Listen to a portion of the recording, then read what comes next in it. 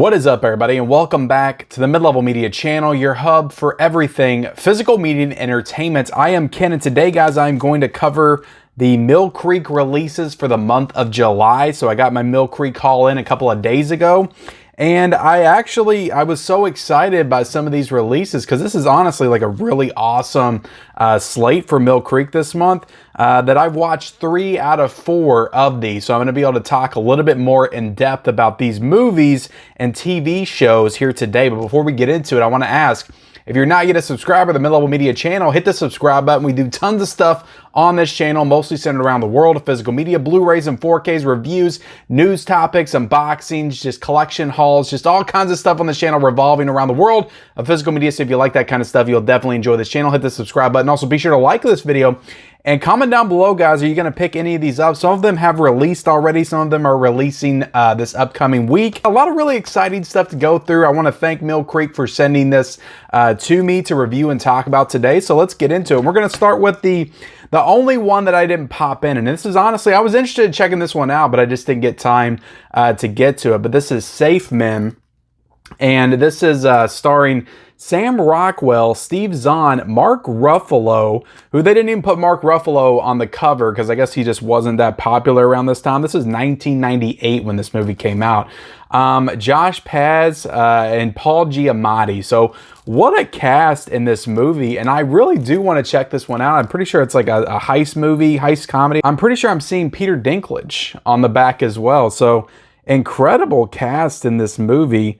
And yeah, so I did not watch this one though. I'm trying to see who it was directed by. Written and directed by John Hamburg. So I never heard of this one. Again, came out in the late 90s. You would have think that this would have been on my radar, but it wasn't. And I am excited to watch this one. I probably should have tried to watch it before I made this video, but I just had to get this out there. Again, I ran out of time, and I wanted to show you guys what was coming from Millcreek so you guys could order yourself. But look, I'll go ahead and say it. Order this based on the cast. Like, look, the cast is incredible. This is $9.99 currently on Amazon.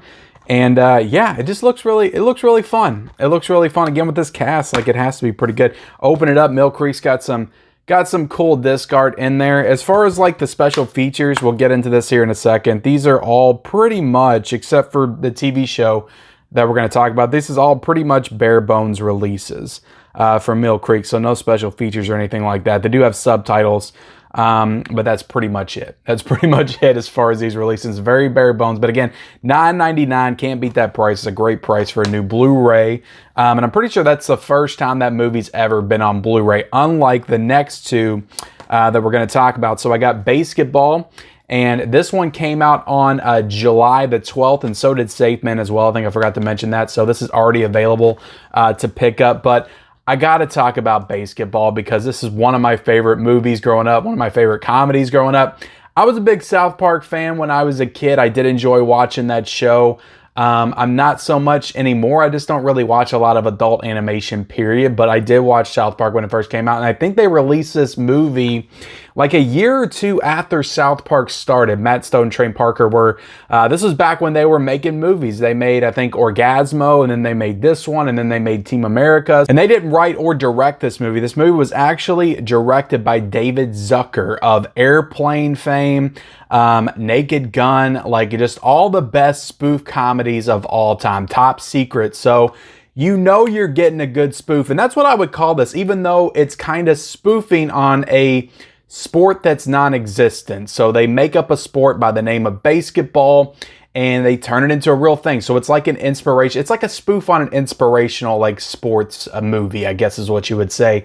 But just kind of taking all those tropes from past movies and that genre and just kind of riffing on that. So I guess you could say it's a spoof of that, but I can't point to like any particular movie that it's actually spoofing. It's just kind of spoofing the inspirational sports movie genre as a whole. So but this movie's great. Like, it's still held up for me. I watched this yesterday morning, I think. All the jokes, I will admit, it's probably a lot of nostalgia, but like I said, this was made by people that legitimate legends in the spoof genre. Like, this was back in 1998 and before the scary movies hit and stuff. And I love the scary movies and Not Another Teen Movie.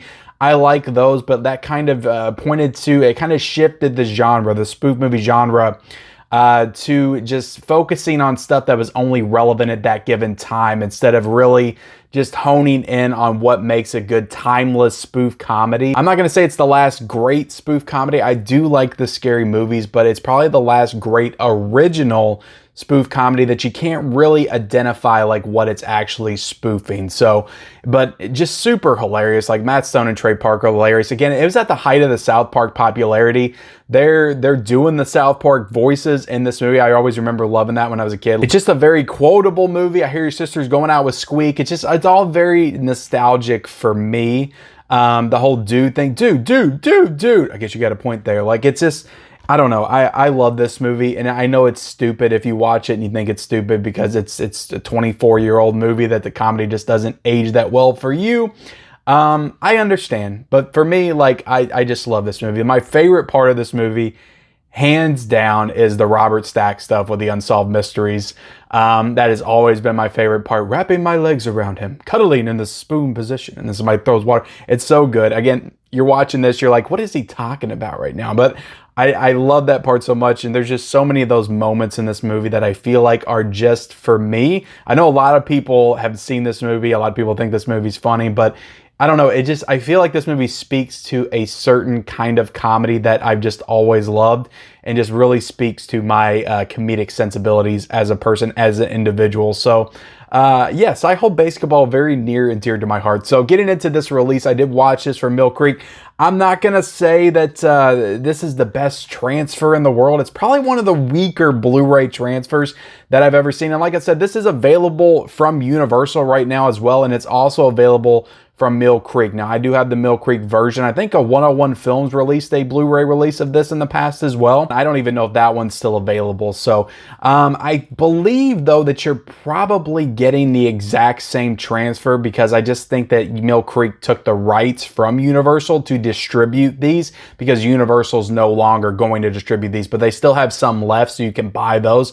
But once those are dried up and done, like, they're not going to be producing copies of this anymore from Universal. So Millcreek has the distribution and production rights going forward for Baseketball. So that's cool that this is not going to go out of print, thanks to Millcreek, and that they're going to continue to make more copies of this. And I hope this catches on with people. I'm telling you right now, if you haven't seen this movie, especially if you're a fan of South Park, and this style of humor, you will love this movie. Check out Baseketball. It is great. So yeah, it's available for $10.16, the Millcreek version of this, but it does have a Universal Blu-ray. That also, like with the Universal Blu-ray, again, this is why it's really tough for me, because I'm trying to recommend this to you guys, but at the same time, like, Universal has one with special features. It's a very small amount of special features. It's like a trailer and a couple of deleted scenes, so it's not too much, but this has nothing. So if you have the choice, you might want to go with the Universal while you still can. But if you don't have the choice, you know, the Millcreek is a solid choice and solid purchase for sure. It's a great movie. Definitely check it out. I still own it on VHS. I've got it on DVD. I found that at a Goodwill a couple of years ago. So I own multiple copies of Baseketball now. I should have brought them all over here, but I didn't. But anyway, let's move on to the Black Dahlia. I watched this as well. This actually looked really good. This is one of the stronger Millcreek transfers that I've seen. Again, Universal might have done the work on this one. They might have just took that to release it, because this was a previous release from Universal that is also still available. So the Universal release for this one is $9.99, and it has the special features. Again, this has no special features. This is bare bones. Nothing is on this. So that's actually $9.99, and this release is $9.99 as well. So they're the exact same price. So again, I want to recommend the Millcreek one to you, but the Universal one's sitting there with special features that this one does not have. So it makes it hard to recommend the Millcreek version. But again, I think that those will probably go out of print at some point, and this will be the sole version that's left from Millcreek. But I watched this movie. I remember watching this back in 2006. It's got Josh Hartnett in it. It's got Hilary Swank. It's got Scarlett Johansson. It's got Aaron Eckhart. Like, the cast in this movie is killer. Tons of supporting people that I recognize from other movies, but just don't know the names off the top of my head. I remember watching this back in 2006 and just thinking, like, I just remember the build up to it. Like, it seemed like such a scary and suspenseful thriller, like in line with movies like Seven, like Zodiac, which would actually come out a year after. So I guess I wasn't thinking it was like that, but I just thought it was going to be a little bit of a darker, more edgier thriller when I was going into it back in 2006. And it's really not that. It's hard to describe the tone of this film. Like, it's set back in the 1940s, like 1940s Hollywood, so it has that aesthetic. It does a really good job of capturing that period piece setting and aesthetic for sure. The costume design, the settings, all of that stuff's excellent. The cinematography is excellent. Brian De Palma is a master of the craft. He does an excellent job directing this film. It's just something with the performances are all good as well. The performances are all very good. Scarlett Johansson, I'm not a huge fan of her as an actress, but she's actually really good in this movie. Hilary Swank is on fire in this film. Like, she is smoking as well. She's great in the movie. Josh Hartnett is a great lead. Like, what happened to Josh Hartnett? Why could he not, like, take off as an actor? Because everything, I swear to God, that I've seen Josh Hartnett in, like, he's killed it. Like, he's always great in everything that I've seen him in. I don't know why his career never took off to the lengths that I feel like it should have. I know he was on that show, like Penny Dreadful. I never watched that, but I just wish that Josh Hartnett would have been a bigger star, because I think he's great in this. He's easily the best part about this movie. Aaron Eckhart's probably the weakest performance. He just plays it a little bit too over the top, I think. And maybe that has to do with, Aaron Eckhart's a great actor, so maybe that has to do with just the way he was directed. But this is a good movie. It's a good movie. It's not a bad movie, but I don't think for the material that it's covering, it's just not as dark and thrilling as I would want it to be. Not as suspenseful. The mystery, you kind of figure it out like halfway through. I know this is based on true events, but they kind of give closure to the actual Black Dahlia murder, whereas in real life, the case has never been closed. It's never been solved. So they actually give closure to it in this movie, but the mystery and just the conclusion just wasn't that surprising.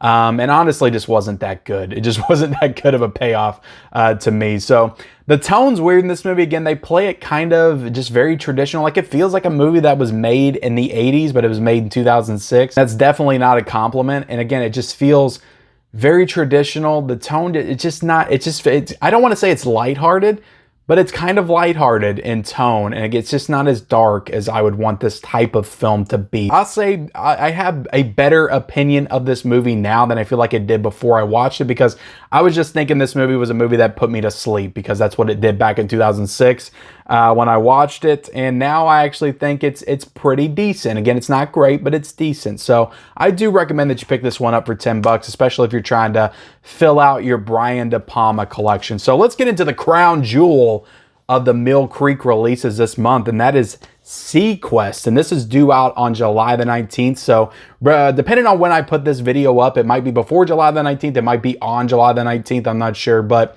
this will be coming out this week. So I remember watching this when I was a kid. I remember this being on TV, watching scenes. I don't think I wasn't like a faithful watcher of it. I didn't watch it every Sunday night because I was a kid. I was probably worried about cartoons or something. It was in the 1993, I think, to 1995. So I was like 8 to 10 when this came on, so I probably wasn't too interested in it, but I watched it like I watched Star Trek: The Next Generation when it came on TV, because this is kind of like Star Trek underwater. So I remember watching this. I remember it being on TV, but I just don't remember too much about it other than Jonathan Brandis was in it, which he's a favorite child actor of mine. I mean, I just grew up with Jonathan Brandis and stuff like It, and you got Neverending Story 2 and Ladybugs and Sidekicks and all those movies I loved when I was a kid. But other than him, I mean, this show has a pretty interesting cast. You do have Roy Scheider in it from Jaws, of course, so it's cool that he came to this. Again, I don't know if I had watched Jaws by the time I watched this when I was a kid. I don't remember when I watched Jaws. I remember I watched it pretty early on because I remember watching all the Jaws films when I was a kid. So maybe I recognized him in it when I was a kid. Maybe I didn't. I watched 2 episodes. Actually, I watched an episode and a half of it. The first episode is actually an hour and a half. So it's like a full-fledged movie, and then I watched like 15-20 minutes of the next episode. So I didn't have enough time to watch the entire thing, but this is like really awesome that Millcreek put this out, and it's 3 seasons of the show. It's 50 hours or 45 hours of material to watch. It's got special features. There's actually like a 10-minute special feature on disc 1. I didn't pop in all the discs, so I don't know if there's special features on every single disc. But there was a cool special feature that was brand new for this Blu-ray release on there, talking about the making and the conception of this show by the actual showrunner. So I thought that was pretty cool as well. So getting into a little bit of an unboxing here, I'll show you all the front and then I'll show you the back. And right there, we'll zoom in on the cast and everything and all that good stuff, and then we'll take it out. But yeah, I had fun with the first episode. I thought it had a really strong start to it, and I thought this looked, I'll show you the spine right here. I thought this actually looked really good in Blu-ray. I thought Millcreek did a great job on the transfer. Again, it might not have been Millcreek that did this because it does say Universal on the back, so it's possible that Universal did the transfer work and Millcreek's just distributing it. But either way, I thought it looked great. So if you're a fan of this show and you want to see it in the best possible format, definitely check out this release for sure. Now, the only thing is that this is in 1:33:1 aspect ratio. So if you have a widescreen TV, which who doesn't nowadays, it does shave the sides off. So you are kind of watching this on a box in the middle of your TV. But I think that's the case with most TV shows. I don't buy a lot of TV on Blu-ray or 4K, but most TV shows that are older have that format that they can't really change, because if they tried to change that, it would probably just look super stretched out and awkward, or if they cut out the bottom and made it fit better. So it's probably better that they do it that way, because you get to see it as the show was originally intended to see. Picture quality wise, like, there's moments where it does look kind of like just not great as far as the quality is concerned, but those moments are few and far between, and I'm sure they did their best to try to restore those. But when it actually is in the ship and they're showing you like just the scope of the ship and the scope of the underwater scenes and everything like that, all that stuff looks beautiful, looks amazing. So I thought they did a great job with this transfer for sure. But taking it out of the case and just kind of showing you the front and the back there and opening this up. And for anybody that was worried that they were going to stack the discs in this, Millcreek did not stack the discs. They did a great job with the packaging of this, actually. And this is a 10-disc set, I believe. So the first 2 discs, you have, season 1. And then you also have season 1 as well, all the way up to disc 4. And then you go into season 2. And I like how they're color-coded, different colors for different seasons. And then you have 2 more discs for season 2. And then the last 2 discs are season 3, which I guess was a shorter season because the show was probably canceled before they were ready for it to be. I don't know. I don't know the story of Sequest and how it went off the air, but really cool little set, and just a really cool little release by Millcreek. And this is actually very affordable for a season of television. This is $49.99. And again, you are getting 45 hours of content with this release right here. And yeah, from what I watched, like, I enjoyed it. Again, I don't really have the time to watch 45 hours of a TV show like Sequest. But maybe someday I can sit down and enjoy this entire show, and I'm glad that I have it in the collection. But I enjoyed the first episode. It was really cool to see Roy Schreider in another role, because I just haven't seen a lot from him as far as his filmography. They're trying to expand and explore the ocean. It's like in the middle of the 21st century. So they're trying to colonize the ocean because they're running out of room on land. So it's a really cool premise, a really cool concept. Also produced by Steven Spielberg as well. So he was involved in the show also. So really cool show. Again, I'm not a Sequest expert or anything like that, but I did enjoy the first hour and a half of the show, and would be looking forward to, would be down to watch more of it for sure. But yeah, really cool haul this month from Millcreek. So I just wanted to kind of highlight these titles for you guys. Am I showing them wrong right here? Because there was some cool stuff. Safe Men, Baseketball, Black Dahlia are all available now, and Sequest will be available on July the 19th. So I appreciate you guys watching this unboxing review video for the Millcreek titles in July. Definitely, if you haven't already, hit the subscribe button. Also, be sure to like this video. Comment down below, what do you think about all these titles? Are you going to pick any of these up based on my recommendation? I will be leaving the link for purchase in the description below. Turn on the bell notifications and follow me on all my social media accounts. Those links are in the description. And we'll see you next time.